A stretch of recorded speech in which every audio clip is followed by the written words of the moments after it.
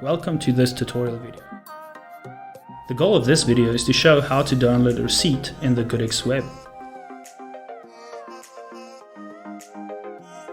There are two places where one can download a receipt, the Diary tab and the Debtors tab. In the Diary tab, you can click on the booking that you want to download the receipt of. In the Diary side panel, click on the Download Receipt button. The receipt will be downloaded as a PDF. Alternatively, one can also click on the Account Details button in the Diary side panel. However, we will quickly show you how to access this button in the Debtors tab.